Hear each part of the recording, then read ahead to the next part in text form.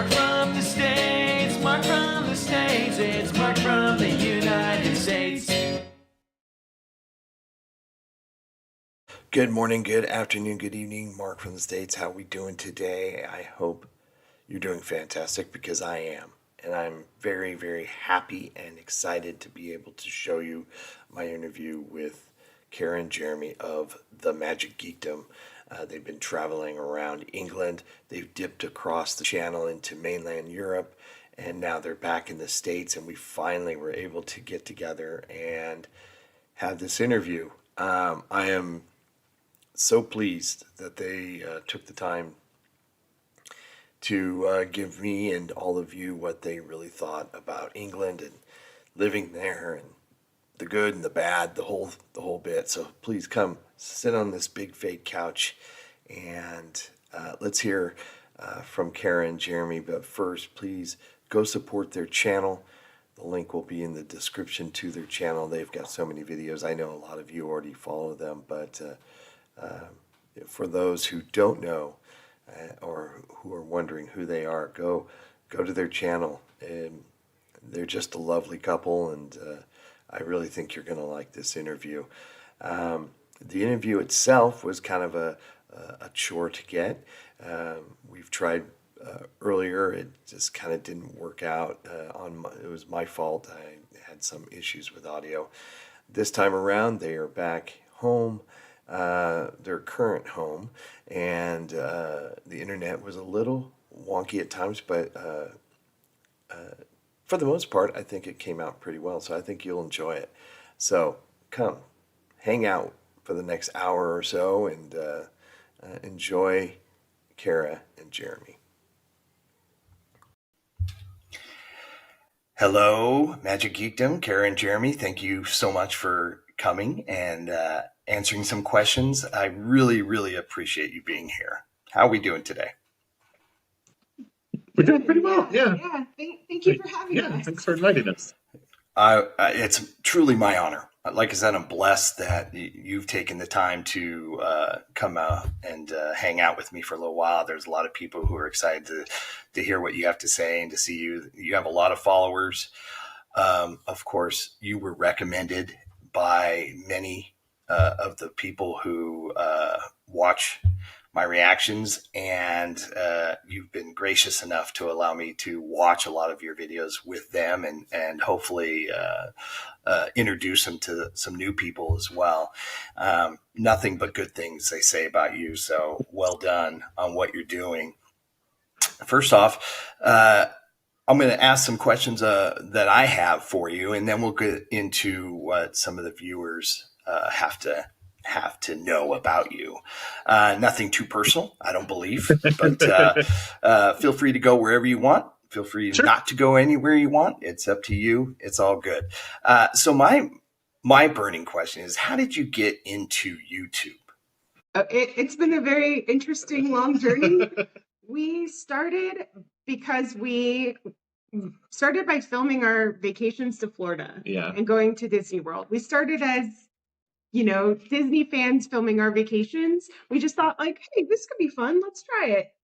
And then we moved to Florida in 2018 and, we're kind of all in on Disney vlogging. And then in the pandemic, we thought, maybe Florida isn't quite for us, but we still want to do this in a different capacity. So we kind of just started traveling and doing other stuff and started out in the US and going all over the country, and then our friends gave us some British things that we tried, like candies and stuff like that, and we made a video of it just because we thought, I don't know, this might be fun, and that video did well, and we had always kind of been, I don't know,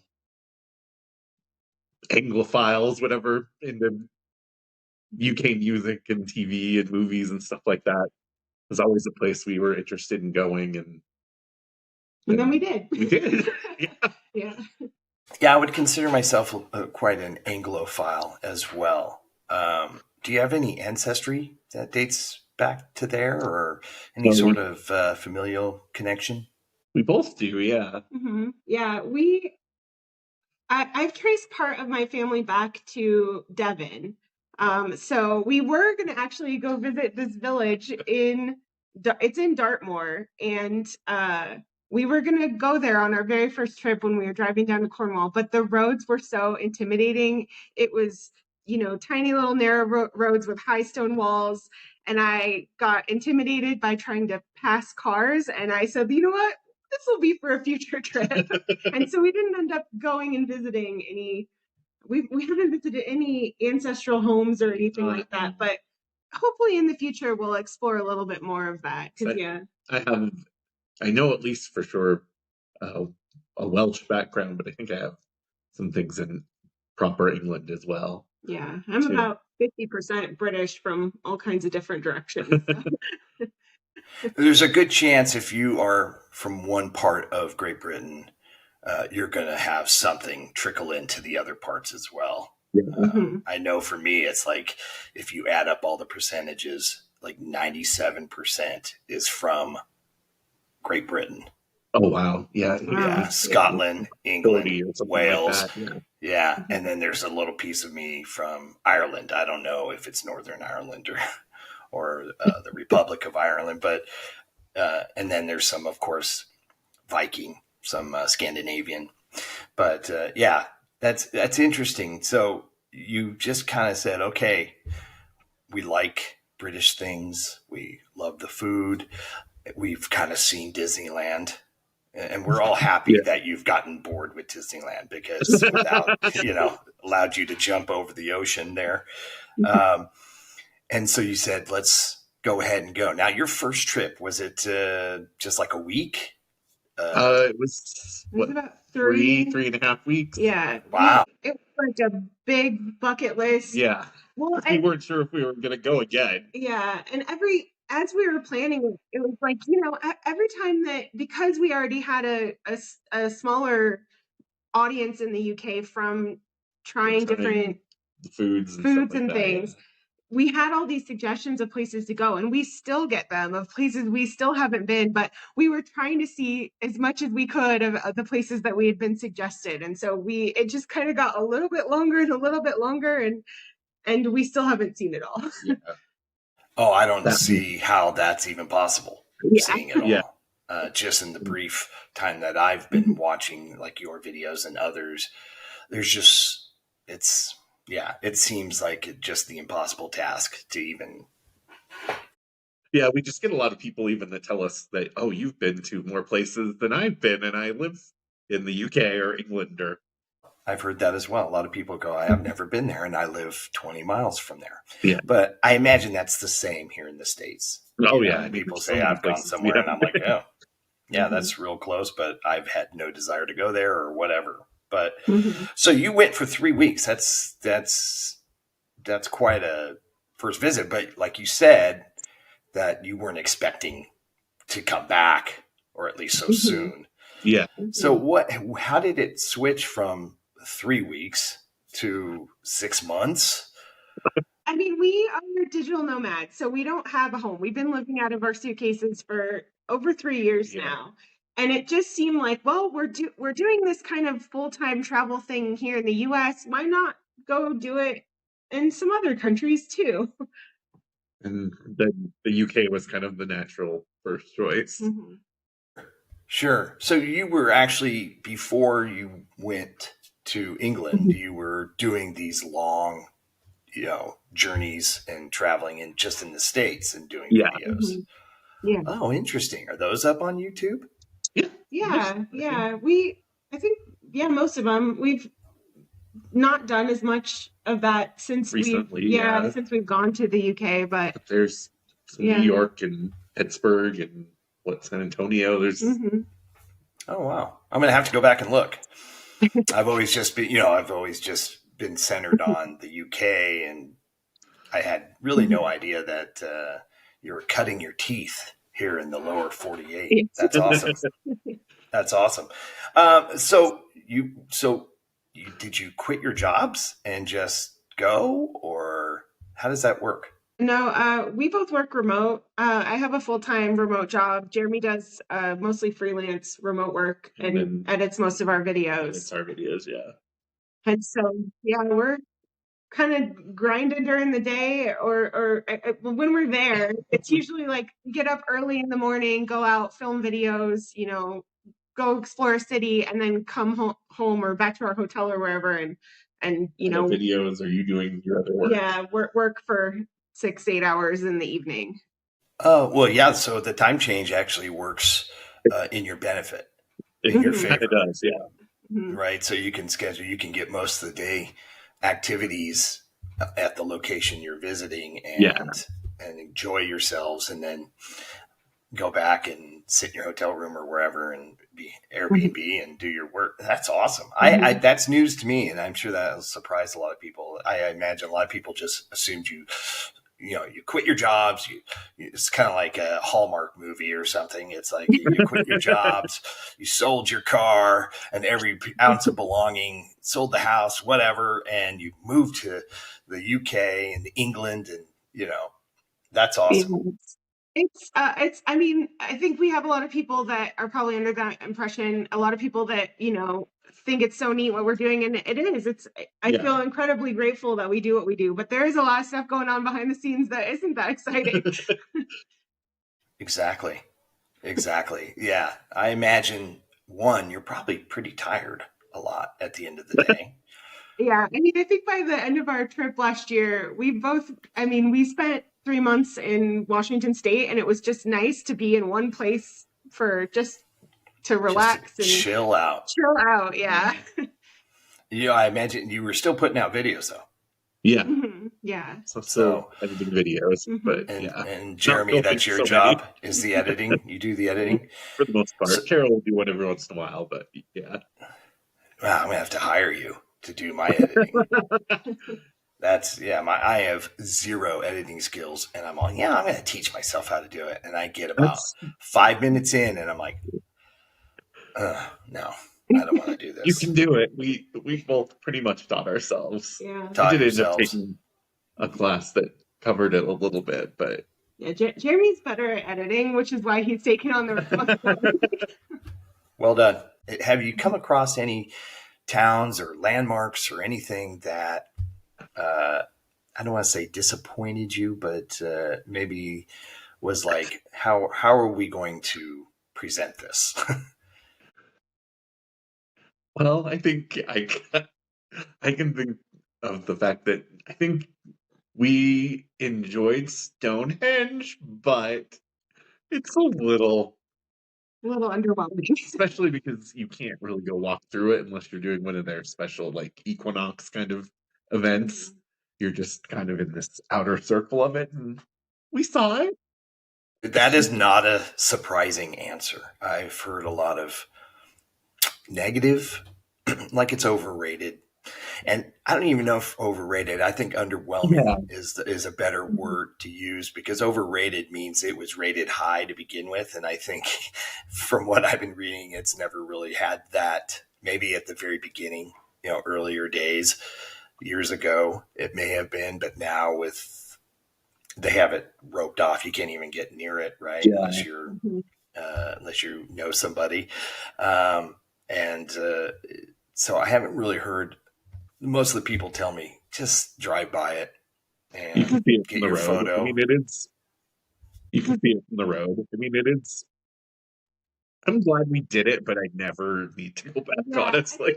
So there's a museum there, and there was a gentleman at the museum who was so passionate about it. He made me appreciate it. He was telling us about how the stones, some of them came from Wales. Like, how did they get them down there? It just there are some amazing aspects to it, but I think it's one of a few places that so many people travel to London. They go to Stonehenge. Like, there's a typical itinerary when you go to the UK, and Stonehenge is on a lot of them. And I don't know that it's like the top of the list. There's just a lot more that you can see. And there are a lot of other stone circles that you can actually go up to and walk around that might be a better option if you want to do that. You don't have to pay, what was it, like £30 a person or something to go to it?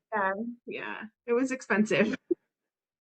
It's pretty crowded, I imagine, quite a bit. And now I watched a video, and they're your friends, Josh and Jason. they visited there, and they were showing how you could just kind of park on the side of the road, and there's like a path that's literally right next to the paid people's path, and you can from a distance you can still get a pretty good picture. And I think I'd probably be interested. As much negative responses I've had about going there, and maybe it's kind of soured my will to want to go there, I think I still need to go there. I have this feeling that I need to at least, I mean, if I'm there, I might as well go see it, because where else and when else would I ever have this opportunity? And but I don't know if I would pay to get in. But you're saying there's a museum in there and some cool information, which would probably be pretty fun. Yeah, I think it's definitely worth seeing once, but there are definitely places, and I would say more in other places that we visited, where it was like, we went here, we visited the one time, and now we don't need to see it again. Okay. Well, I'll take that into consideration. I'll run it by the powers that be, which is my wife, and we'll see where it takes me for sure. So yeah, you go there for 6 months. That's a long time.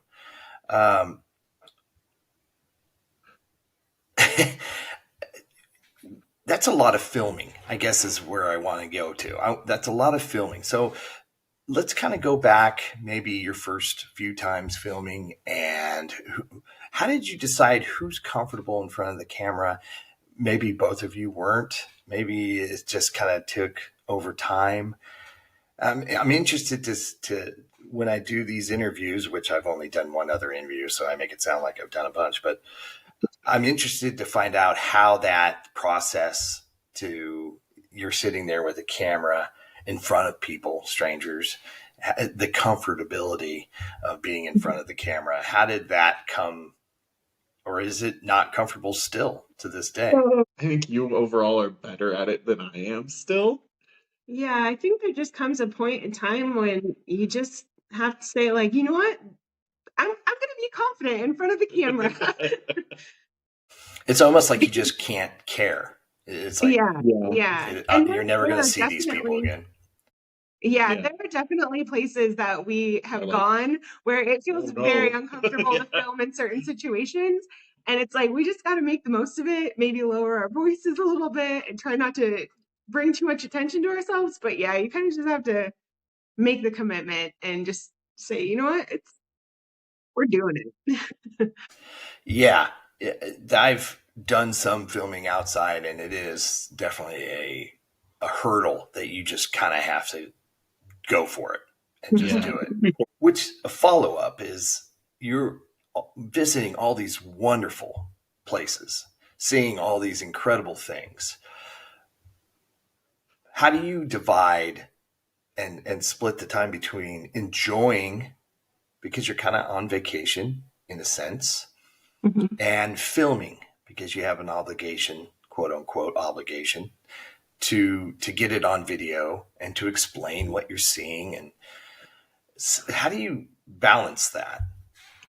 It can be difficult. I mean, for the most part, it's exciting to be in a new place. So even if, I know that I'm going to have to go back and work for a few hours, it's exciting to be in a new place. I think being there a lot longer gave us the opportunity to say, okay, we're going to spend 3 weeks, in this Airbnb in this little town, and we're not going to film anything. We're just going to kind of hunker down and catch up on editing. And but yeah, it's a pretty delicate balance sometimes, because I know by the end, I think we were both exhausted, but I think Jeremy was especially, like, once we got to the other parts of Europe, I think we were both just kind of getting burned out, because especially we only could be in the rest of Europe for I think 90 days. Yeah. And so we were like trying to get through as much as we could, and we ended up not filming a lot of things. But I also got like a sinus infection. Yeah. It wasn't the best ending, but yeah, that's kind of like the dread of going on such a trip and getting sick. That's never fun. You mentioned mainland Europe, And recently, we've seen you in Amsterdam and Germany and those wonderful places. How does that compare to England? I mean, there's the language barrier. Yeah. So I think pretty much most of the European countries, a lot of people speak English though. Mm-hmm. So it's not horrible, but yeah, still not quite as easy. But I don't know. We got to see Cara's family in Germany, so that was nice. Yeah, I think they're very different. And I think, there are places like Germany that we very much fell in love with, but they're for very different reasons than the UK. I mean, in the one sense, what I do love about all of those places is just how much history they have and all of the neat old buildings. And it was neat to see, like Germany's medieval architecture is different from England's medieval architecture. So it was just neat to see all these old places, but they were similar but different. Right. So you have family in Germany. They are, yeah. My grandma was born in Germany, and so we got to visit her hometown and meet her last living sibling. And my cousin is our age. Yeah. Well, I guess technically she's my dad's cousin, but like a second cousin. Yeah. And she's come over to the States before, she and her family, but we got to go over there and spend time with them. So it was really amazing that we finally got to go do that, because that was something that has been on my bucket list for a long time. Yeah. And then we had a built-in tour guide, which was great. You mentioned planning. So when you go to these places, are you doing any planning, or is it just we're going to just research a tad of things to hit and miss, or is the whole kind of day planned out? Depends on the day. Yeah, I think it depends on the day and sometimes how much time I have to research ahead of time. I like Coventry is a place where I just was so fascinated. It's like the more I learned about Coventry, the more I wanted to know. So I just kept researching about all kinds of different things about it. And so that one, it was very heavily researched. But then, when we went to Whitby with our friends, we had no idea what to expect. I think maybe we had watched one video of what it was like. And we knew that it's a Bram Stoker connection, but we knew about the Dracula connection, and that was pretty much it. But that was very much just us experiencing a place. So it kind of just depends on the city or place where we're visiting. Well, I imagine you have to do a little bit, right? At least to kind of have some sort of course of action to follow. But there's so many places that are so different that you've been to. And you mentioned Whitby, and which 15 miles away or whatever is Robin Hood's Bay, right? Yeah. So you're not really kind of just geographically in order, right? You actually went to, was it Whitby first or? Yes. Right. And then you went somewhere else. Was Robin Hood's Bay on a completely different trip, or did you end up just going back there? So that's wild. A lot of what happens is we'll pick a place and we'll go there. And then once we put out a video, people will tell us where else that we should see. So Robin Hood's Bay was very much a recommendation of our viewers from our Whitby video. And I think in the future, we'll probably go to Scarborough, because that's another place that is in that area. Down the coast. It's south, right? Be south from there, I think. Yeah, Scarborough. How long did it take for you to be able to correctly pronounce some of these places that you're going to? Oh, I'm still learning. Definitely.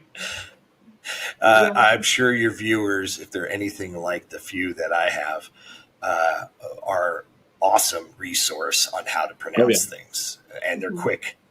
That's like, it's not pronounced that way. And that's one of the things I love actually about British folk is that they show a lot of pride, especially where they live. There's always like little communities and all these different pockets of the country, and they are very proud of their history. They're very proud of how things are done, how things are pronounced. And it's been, for me, a blessing to have these people tell me.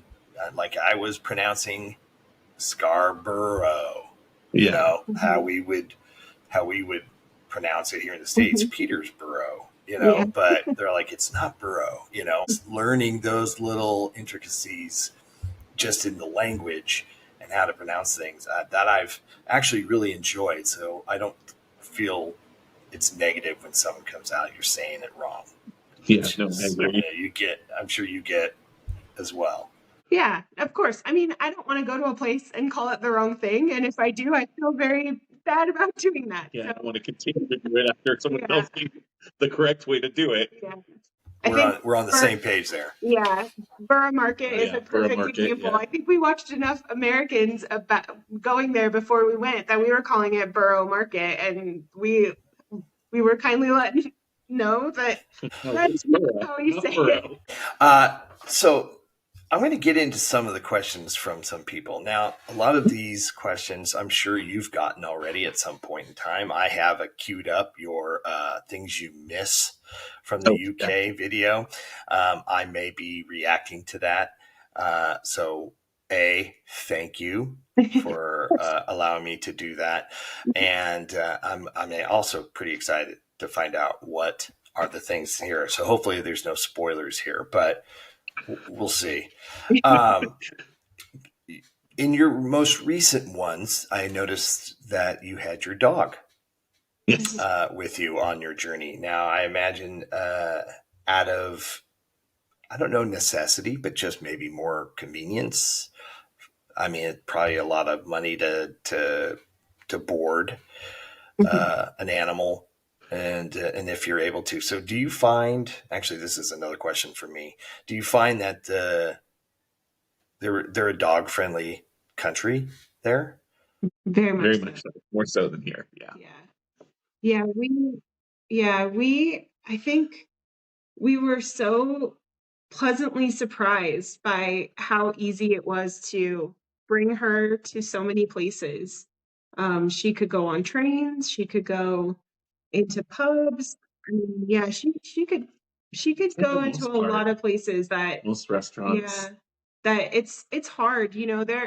There are not as many dog friendly communities. Like there are little pockets of places here in the US that can be dog friendly, but it's a lot harder to find places, like if we go out to eat somewhere, it's like usually we have to go sit on a patio somewhere.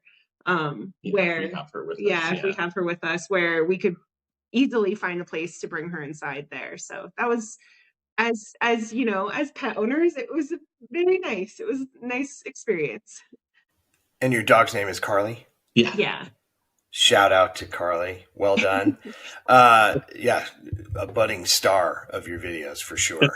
I know a lot of people really enjoyed seeing her, and I'm a cat person myself, but I even enjoyed watching Carly experience what you guys were experiencing.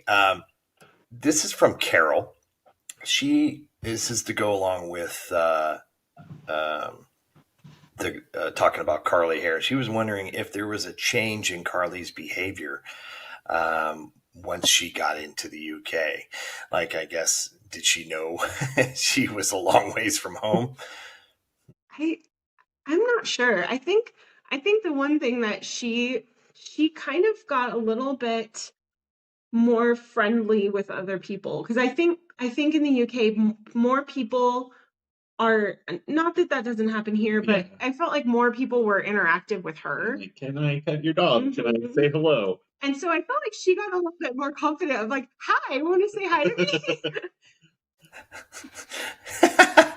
Well, did she come home? Did her bark have a Cockney accent or something? She doesn't bark a whole lot, but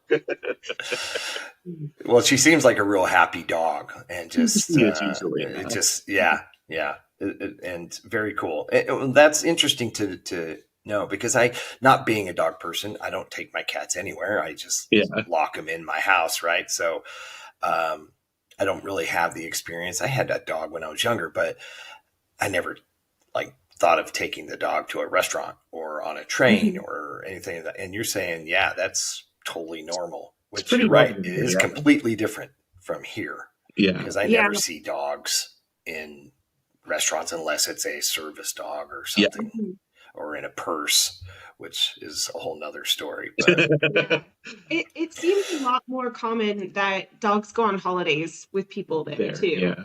Like when we would go, we would, like in August when it was kind of peak holiday season, we saw so many more dogs in, touristic places that it just was nice. It's like, oh, people bring their dogs on vacation much more than we do.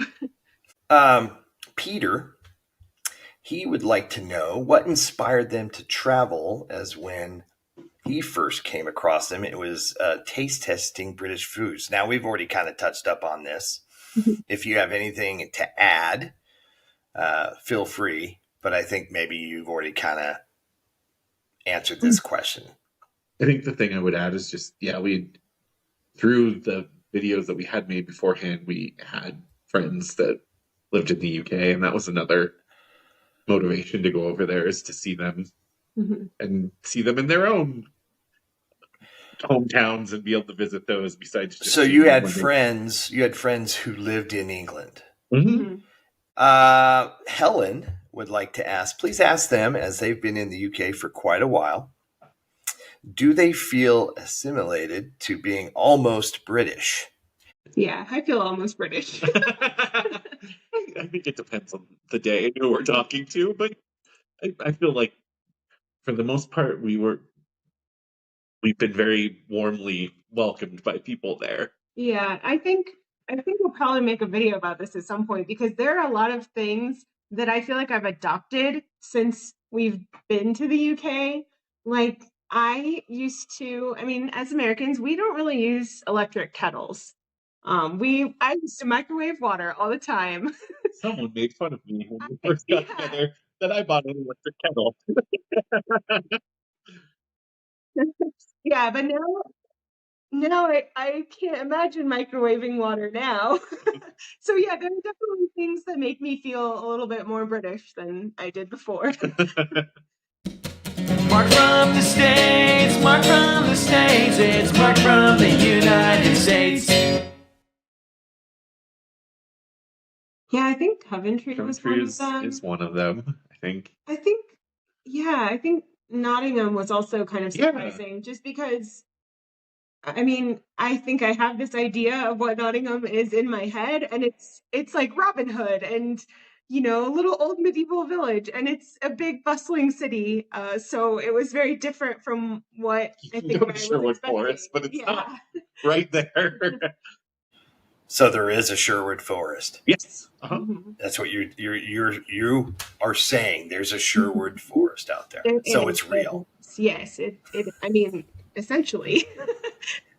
Our historian friend that lives there doesn't tell you that it's real, or tells you that he's not necessarily real, but Sherwood Forest definitely is. We've been there.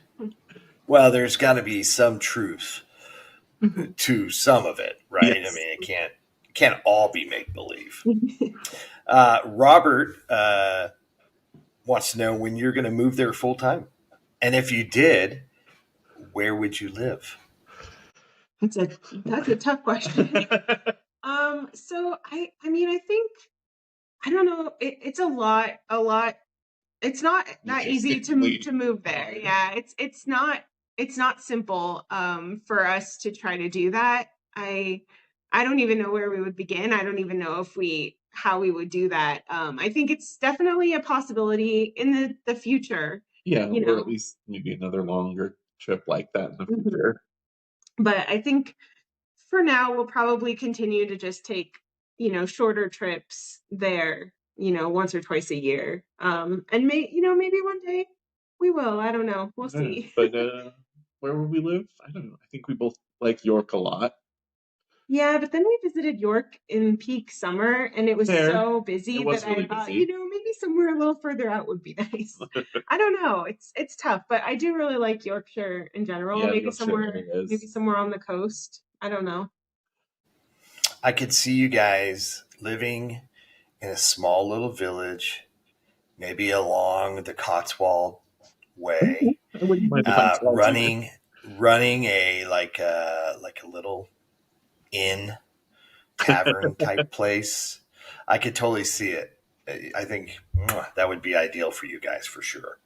Yeah. Okay, maybe I'm projecting. I think that would be ideal for me, but I would love for you to be there as well. Yeah, I actually think probably Lake District. Ooh, Lake District. Oh, right. I thought the Lake District was a place that you could spend so much time in because there was just so much to see and do there. Yeah, I think maybe somewhere like that would be where I would want to live. Yeah, I changed my answer. And you were allowed to do that. Absolutely. Dan wants to thank you for including his shop in one of your videos. Now, you mentioned Whitby. He has a shop there called Whitby Gift. It's locally known as Whitby Rock. Does that sound familiar? Yes. Very cool. I think that is where we tried Whitby Rock from. Yeah, so that's very neat. Thanks, Dan. Yeah, thanks, Dan. Yeah, he was like, oh my gosh, my video or my shop is in their video, and it's called. But I'm like, oh, that is cool. Yeah, he's a real nice guy. I've had email conversations with him. Yeah, so yeah, pretty cool. That's great. Yeah, we've been to that store both times we've been to Whitby. So yeah. Now, is this the first time something like this has happened, or do you get people going, oh yeah, you were near my house. You guys walked right by where I live or where I work. We have had that stuff like that. Times. Yeah, we've also had people tell us like, "Oh, my daughter is in the background of the video." Oh my gosh, yeah. Oh, really? Yeah, and they want to get paid. That was now. That's my daughter. They didn't sign the waiver. That's cool. Well, I mean, it's cool to know that people. I love that people are, trying to be, trying to interact with you, and it's comforting knowing, well, that someone's watching. Oh, so yeah. There's a confirmation there that someone actually is watching. Obviously, that's not the case for you. I always think the last video I do will be the last video I do because at some point, people are going to go, yeah, why are we watching this guy? That's so bad. That doesn't go away. Are you kidding me? You guys are rock stars. What are you talking about? We've been lucky that we have been stopped by some very nice people while we've been there. Mm-hmm. They're just like, as a whole, I imagine, as a whole, I imagine your community and just people you've run into and met have just been wonderful. Yeah. Yeah. Just outreaches from places that I never expected. Yeah.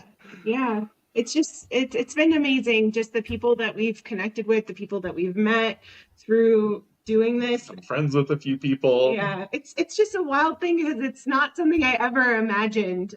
But yeah, I'm excited for when you do go over there because I think you'll be excited about that too, because I am sure that people will also come up to you and talk to you. And it's just a really neat thing to actually be able to meet a person and have like a face-to-face interaction with someone. It makes it feel absolutely. Yeah, it's special. It makes it feel so much more real, it's not just people on the internet. It's like you actually get to physically meet someone that watches put a the face channel. Yeah, exactly. Yeah, put a face to I've met so many wonderful people, and it's just been I feel so blessed.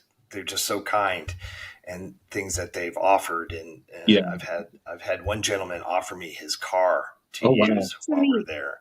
Yeah. And of course people have offered places to stay, which I'm sure you all get that as well. They just talk a little funny. Yeah, I said it. And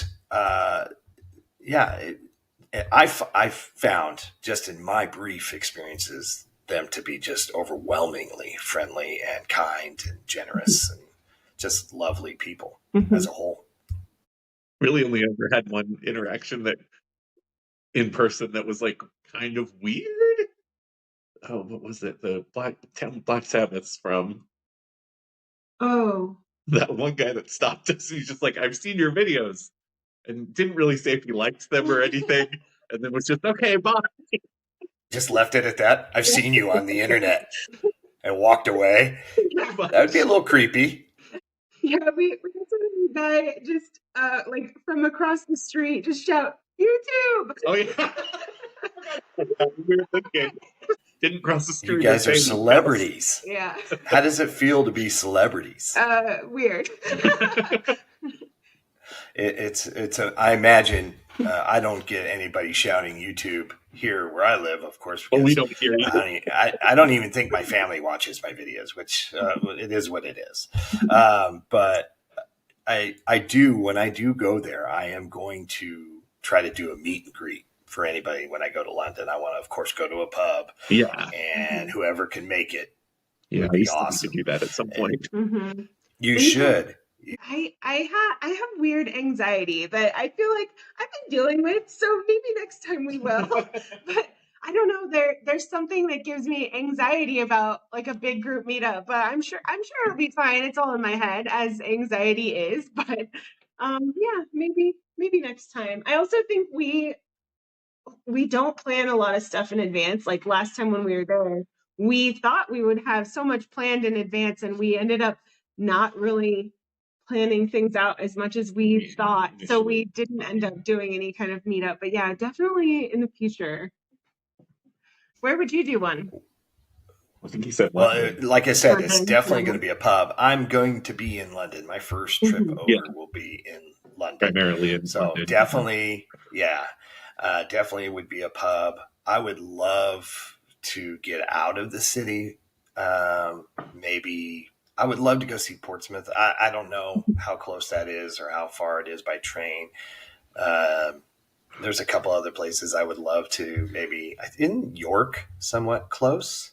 Yeah, you can take the high-speed train there for, I think it's only a couple-hour train ride. Oh yeah, I think I would love to do that. Yeah, I think really I can sell that. I can sell that to my wife for sure. And Bath. Bath is another place I'd like to get to. But again, I don't know if it's something that's going to work, but we'll see. We're still kind of in the planning stages still. My son, for his school, goes there in 2 months. Oh, wow. And they're going they're going to Ireland, Dublin. Then they're going to Edinburgh, and then they're taking the train down to London. And he's going to be there like 11 days. They're going to do stops at each of those locations and span out a little bit and cover some things. And it's for his school. So I'm really jealous, first of all. Yeah. But very excited one of our favorites. Yeah, he's 15. So I doubt I'm going to get many photos that don't involve him and his friends goofing off. You know, I'm hoping that he takes photos of the places he goes. We'll see if that ever happens, but my goal is to go in 2025 for sure. Nice. Yeah, that's exciting. It is. I'm excited. 101 Steel. Ask them if they have ancestry. We did cover that. If so, where have they visited the areas where your ancestors are from? And I think you did already kind of cover that. But if there's anything else you want to add to that, I don't think so. No, yeah. I think we do need to go back and actually visit the actual towns, because we've been to the general vicinity, but not the actual towns where people were from. Sure. And the history there is overwhelming. Yeah. And I haven't even stepped foot in England yet. And so asking someone who's been there and just seeing, and I have a saying where you can walk out any door in any direction and throw a rock and you're going to hit something 500, 600, 700, 800 years old. Pretty much, yeah. And just the difference of being from the States, where we have a bad habit, as far as I'm concerned, of tearing things down and then rebuilding them, making them modern and new. And that's kind of like how we have so much space here that you think we could always just, make something new just next door and keep the original, right? How are you, when you're just sightseeing, are you looking at everything, or is it just? I mean, there's just so much. I don't know how you cover it all. I don't even know how your brain can handle it. We try to look at least everything, but it's hard to try and like cover it all necessarily in the videos. Yeah, it's tough too, because sometimes we will spend maybe a few days or a week in a place, but we only really have, a one day allotted to film. And so it's like, you can't see everything. But we try to see at least the things. I mean, I always like to visit places that interest me, and I just hope that things that interest me would interest other people. But if there's something, like the car museum in Coventry, I wouldn't have necessarily chosen to go to that, but it seemed like such an elaborate, comprehensive museum that we thought we should include it. And it ended up being a really amazing museum. So I think it depends. It's like a little bit of trying to visit at least some of the iconic landmarks and things, and then maybe a little quirky place that we found on the internet somewhere. Yeah, because we still haven't in London, like gone to the Tower of London. We've been outside of the walls and saw it. We haven't gone and done like the tour through it or anything like that. That is something I want to do. Yeah, I would like to do it too. I also would love to do a Jack the Ripper tour. You're very love into to true do. crime. I love true crime. I'm so fascinated by that story. There's so much in London alone that we still haven't done. I mean, you could spend weeks in London alone and still not see everything. But oh my gosh, I am gobsmacked because I want to do the Ripper tour as well. There's probably no way that's going to happen. I imagine my wife's not going to be on board for that. I may have to do like the tour and leave her somewhere else and go do it. But I'm a big Dateline fan. Oh yeah, and sure. So that totally interests me. I mean, it's such an amazing story, just the mystery of it. But I totally would love to do that, and of course, seeing all the sites, Buckingham and Tower of London and Westminster and Abbey and just the whole bit. There's so many things. I'm a big military history guy as well. And so that's one of the reasons why I want to go to Portsmouth, because they have the Victory there and all those other ships, the Warrior and the Mary Rose. And I'd love to go to the Tank Museum.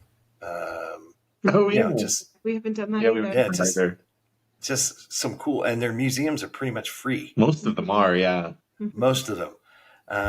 So there's like the Imperial War Museum that I want to go see. I mean, it's just incredible the stuff that they have. JJ, before we move on to JJ, let me ask you one from Moon. His name is Moon Ramshaw. I'd like to know the story of that. I follow these two, and they are a lovely couple. They love the British food as well, especially Greg's. And I'm not familiar with Greg's, so you're going to have to... Definitely have to go to Greg's while you're there. What exactly is Greg's? So I would consider Greg's fast food. We put it in a video about fast food, but we've been corrected that it's a bakery chain. So it's kind of like British fast food, though, in my opinion. Because they're famous for their sausage rolls, and they have donuts and cookies and sandwiches and all kinds of food items, breakfast, lunch. But the thing that's fantastic about Greg's is it's all very inexpensive. You can get a sausage roll for less than a couple pounds. Yeah, I think it's maybe 2 pounds or a little less. So it's a good. How do you say inexpensive, cheeky? Yeah. It's cheeky Nando's. Cheeky Nando's. Cheeky Nando's. I've heard that before. Yeah. Is that a chain? Is that a chain restaurant as well? Nando's. Nando's is, but I think people refer to it as a cheeky Nando's. So it's like food for on the go. You can go and grab it. Essentially, it's not so much. I mean, it's only fast food because you can get it fast, but it's not. Yeah, like your burger, fry kind of thing. Yeah, for sure. Right. Yeah. Oh, well, I'll have to try it. I imagine they're everywhere. It's kind of like one of those things where they're everywhere. Pretty ubiquitous. Yeah. Surprisingly, for as much time as we spent over there, we've only had it a few times. Yeah, I'll tell you what, some of the things you've eaten, we'll touch up on some of the food. The French fries, or chips, I guess, you're not allowed to say French fries, but the chips over there look amazing. And on all the places that you've got them, and I've seen many of your videos, and the times that you've got them, they all look identical. It's like there's this like mandate by the government that the fries, there's this chip board that requires the chips to be made the same way everywhere you go. They don't, here in the States, you get fries that look different depending on wherever you go. They're exactly different, right? There they looked, one, unbelievably good, and just perfect. So here's the big. Go ahead. I'm sorry. I was just going to say, I think they've broken us for American fries. I don't really like American fries now. Oh no! It's a weird thing where since we there's got some back, exceptions, but since we've gotten back, I've been missing chips, and I still have not found a place that makes them like authentic British chips. We're gonna have to find a place at some point because I've yet to find them here. So what you're saying is you become a little chip snob. A little bit. Yeah. Especially you, but both of us to an extent. Hey, you like what you like, and if you find the style and the taste that you go for it. No, you should be a chip snob because there's some terrible French fries out there for sure. Let's add to what goes with the chips, the fish from Fish and Chips. Obviously, we don't have anything that compares. I'm sure. I say that. I'm sure there's got to be a place on the East Coast somewhere you can that find does it really, but really few well. and far between. Yeah. Right. Go ahead. Oh, we recently went up to Victoria, BC, and we had really, really excellent fish. That's true. But the chips were not the authentic chips. No. So I think there you go. Fish you can find closer ballpark, although I don't think so. Haddock is my favorite in the UK. I really, really like haddock, and I don't see it here. No. It's like pretty much ever. Yeah, cod or halibut seems to be the primary options here, and so it's just not quite. I was going to ask that. Yeah, I was going to ask you between cod or haddock, which you prefer haddock. I have never had Fish and Chips. I'm not a fish eater per se, but I'm definitely going to try them when I go. And a few people have said you should go with the haddock. I think for someone who's not a fish eater, a haddock would be kind of like, right, it's a little more crunchy, kind of a thing. So I'm definitely going to try. I may even try the cod at some point, just so I can, win in Rome, kind of a thing. Yeah. I don't love the flavor of cod. I think it's a little bit too fishy for me. I think haddock is just more mild, in my opinion. So the place that you do have to get fish and chips, though, you have to go somewhere by the seaside. Those are the rules. If you have them in London, like we did on our first trip, you will be told that you did it wrong. So don't do it wrong. Go have them by the seaside. So as long as you can see the ocean, the sea, maybe any body of water for that matter, you're good. There's a good chance they'll be pretty good. Yeah. We've also been told you have to have them out of newspaper, but I don't think that's a thing anymore. I think that's hard to find now. Yeah. Out of newspaper? Yeah, I guess it's like wrapped in newspaper. Mm-hmm, yeah, like they would wrap in the newspaper. Oh gosh, like new newspaper, or like they just like have they already been read? People touching it and stuff like that. No, I don't know. Well, yeah, they probably didn't have the paper wrap back, so that's just kind of how that was the next closest thing, I guess. Interesting. So haddock, I definitely will try the haddock for sure. I'm not a fishy. I don't like the fishy taste. So probably cod is not going to be my thing, but I'm looking forward to trying the British food. And what did you think of the British food as a whole? It comes with this reputation. Of course, Americans are not going to like it. It's bland, blah, blah. I tend to believe that's not true. Yeah. I can't imagine. Overall, I don't especially think it is. No, I think overall everything that we've had there has been really good. And the thing that's amazing is there are, I think in a lot of ways, a lot of different cultural foods that you can get there that are better quality than here. I think the only thing that's better here is Mexican food, which makes sense. That's going to be tough. Yeah, I love me some Mexican food. Love. And we have some really good ones here in Southern California for sure. Yes, we do.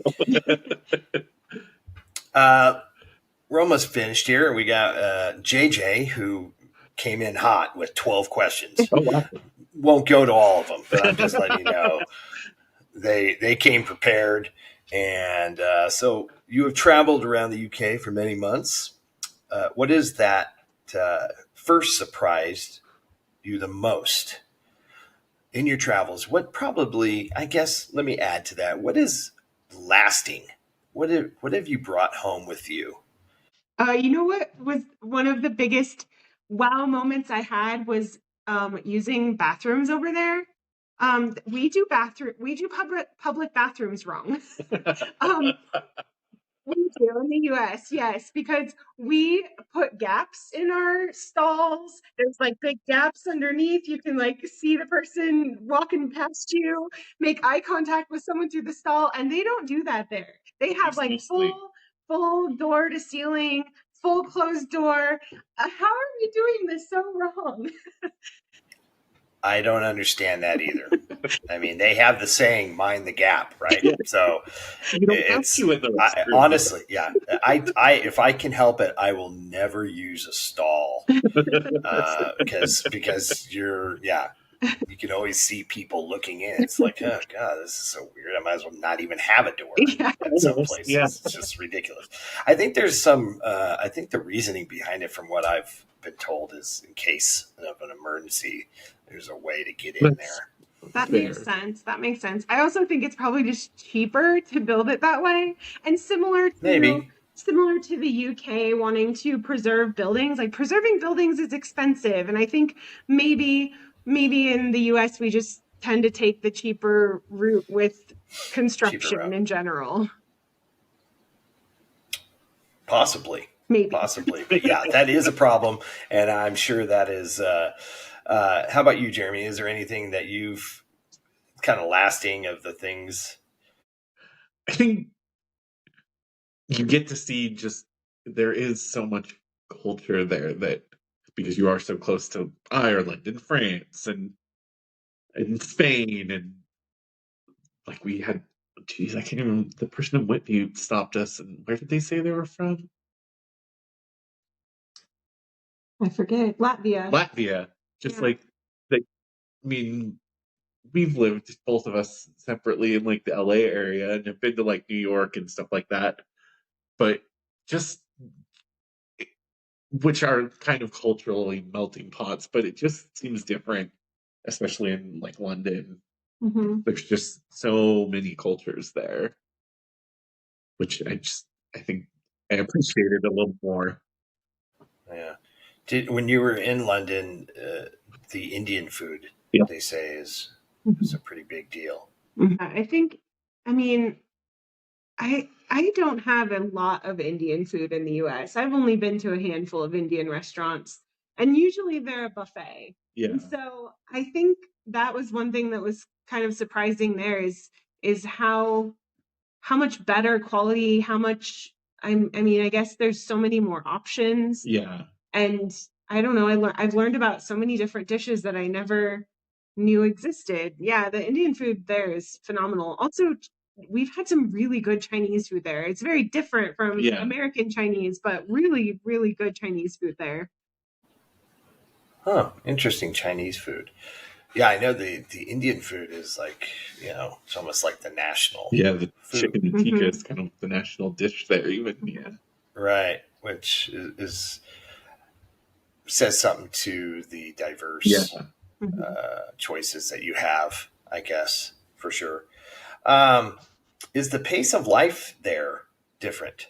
Yeah, I think it's especially outside of London. Yeah, I think it's better. I think we I mean, it's can be an adjustment. Us spending longer time there was definitely an adjustment because things close early. A lot of shops close early. There's a lot of weekend or at least Sunday. Yeah, supermarkets close at 4. Larger ones at least close at, I think, 4 or 5 on Sunday. So if you don't get there in time, then you have to go to like a smaller, like a convenience store type size supermarket. Yeah, it's just, I think the pace of life, it's like they have a little bit better work-life balance. Yeah, that I appreciated about that. So what you mean, just like just that happy medium, that sweet spot of work? It's better than where they don't put an overemphasis on, like here in the States, from what I've been told, we work way too much. We don't have enough vacation time. They get that. So they have a lot of vacation time over there to be able to. So yeah, that's interesting. So would you consider them maybe just happier in general because of things like that? Maybe. I don't know. You guys will have to tell us if you're happier. Right. Oh, I'm sure they're going to say, yeah, we're definitely happier than you Americans. Yeah, for sure. Restaurants is another difference that I think kind of ties into that. Because here in the U.S., it's service based. They're based on tips. So they're trying to turn you over, get you in and out as quickly as possible, bring you the bill. I guess that's another thing that really was very weird to us the first time is we didn't know that you have to ask for the bill at a place.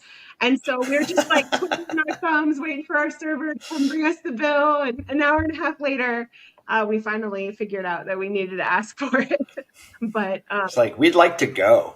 But, yeah, in the U.S., they'll just bring it to you. And they want you to leave so they can bring in the next people. And I think that can kind of be perceived as rude from a cultural perspective, like if you're from the UK, because it's just such a leisurely experience to just have a drink and be at a pub and just enjoy your time and be there for a couple hours. And it doesn't have the pacing that we do here. And I think that was just relaxing and nice. It was like, oh, tuck in, we're going to be here for a while. Now that you're back in the U.S., are there things, I know we've kind of touched on it, but are there things that you miss other than food or something like that, but just maybe something that you've experienced there that you kind of wish you had here in the United States? I think other than fully clothed bathroom stalls. Yeah, those are good. I think public transportation. Yes. Yes. I would agree with that. I also think one of the things, the bathrooms there, I think, are tough for Jeremy because there are a lot of times like little short stalls, but almost every single shower has a shower wand, and I miss that. It's easier to give Carly a bath. Like, it's just nice to have a wand, and those are not that common here. You can get them, but it's not. Yeah. You just got to go to Home Depot. Yeah. And you can pick one up. Yeah. But it just, that's but fair. Not coming pre-installed. Yeah. Last one. You've been home. You're planning on being home for a little while for sure. Do you have any plans to go back? Tentative, but not solid plans yet. We're hoping to make it back in the fall, but we haven't booked flights or anything. We right now we just came down to Arizona, and we are looking to settle down here and get a place. We've been living out of our suitcases for 3 years now, and I think we're at the chapter where we're gonna have our own space for a minute. And so that's step one. And then once we have that sorted, then we'll start planning the next trip. Really planning. Yeah. You did get tickets for an event next spring. I did buy tickets to see Greg Davis from Taskmaster next spring. So we will be in the UK in the spring probably. Yeah. Oh, well, now, you're committed. Yeah. You're committed to go back. It's going to start with this Greg Davis fella. I don't know who that is, but it's going to start with this guy, and it's just, it's going to turn into weeks. He's a comedian, so yeah. You should check out Taskmaster if you've never seen it before. It's on YouTube. I don't think I have. Okay, Taskmaster. I'll make a note of this right now.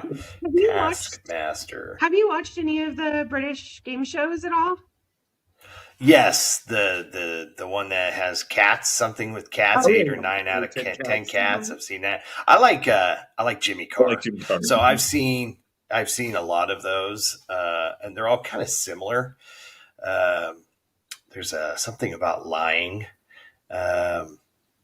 Oh gosh, I can't remember a lot of their names, but yeah, I have seen some of their shows. There's like one that's like, "Would you lie to me?" or something like that. Yeah, I'm trying to think exactly what it is. It's like teams of three.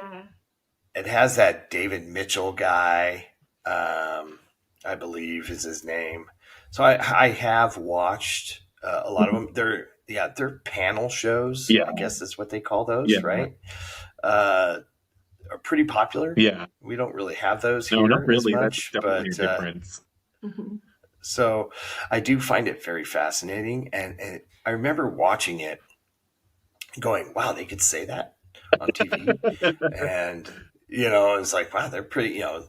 Someone's like, it comes on after 9 o'clock. Yeah, it's pretty much anything goes really after 9 o'clock, I guess. But I just found they were entertaining. And the fact that they just seem like they've been on air for years. Yeah. Right. And so, yeah, the 8 out of 9 cats, I think is what it's, or 9 out of 10 cats or something. I think it's 8 out of 10. The name is funny. 8 out of 10. Correct. Okay. I found that to be pretty fun to watch. I like Jimmy Carr. Yeah, he's hilarious. I just want to say thank you to both of you for taking the time to do this with me. I know a lot of people are excited to see you both. I'm sure they're happy that you're home getting rested up for that one little concert you're going to see in the UK that we all hope that turns into 3 months of just wonderful content. So while you're chilling out, will there be more videos? Are you going to film around where you live, or you just have so much in the can that you can keep putting out content? Well, first of all, thank you for having us. We very much appreciate it. It's been so enjoyable to get to know more about you and talk with you, and I'm sure we'll do more of this in the future. I hope so. But yeah, for right now, I think we have some videos in the works. We actually went on a little British holiday in Victoria, BC. So we'll have a video about that soon, and kind of some stuff here. We're gonna kind of film stuff here through the lens of how it's not the UK, I guess. I don't know, but sure. A few more Europe videos too to come out. Yeah, so we'll have plenty of stuff to fill in the time before before we visit again. They'll love it. They're gonna love to see you kind of in your natural habitat. You know what I mean? Kind of, you've been a fish out of water for so long. I think there's a lot of interest in seeing that fish get back into their own pond again. And like I've said many times already, you guys are just so enjoyable. You're just wonderful people. And just in our brief interaction over the course of however long it's been since our 2 interviews, I find that you guys are very just wonderful people. So thank you. Thank you for coming on. Thank you. Yeah, this has been great. I'm excited to hear more about your future trip planning and more of what you're going to end up doing when you go over there. Well, it won't be, because it's not going to be like what you guys do for sure. I may get my own, like I'll have to step outside and kind of just do it myself. My wife's not really into that sort of thing, so maybe I'll get her to hold the camera. I don't know, but I'll just. You don't have to. The only problem is right. Yeah, but here's the problem: I'll just feel her judgment coming through the lens. I love you, honey. I do. I promise. So yeah, hopefully I will be able to take the time. I'm going to have to learn to enjoy myself, but also try to get some content. But if I can get just the ounce of what you guys put into it, I'll be happy. But you guys are amazing. Thank you so much for coming. Thank you. And we will be talking again soon, sure. I hope. Okay. Take care, everyone. All right. Bye. I hope you enjoyed that. That was wonderful. The special thanks from the bottom of my heart to Cara and Jeremy. What an amazing couple. I am just so blessed that they took the time to do that. Please go to their channel if you don't already. Follow, like, subscribe, do the things that you do that make all of you so wonderful. I hope you enjoyed this interview. It was very, very cool. And I'm just so excited to be able to had this time to talk to them. It was awesome. So thank you so much for coming. Hope everybody's happy, healthy, and safe. And take care. We'll see you soon. All right. Bye-bye. Mark from the States, Mark from the States, it's Mark. And he's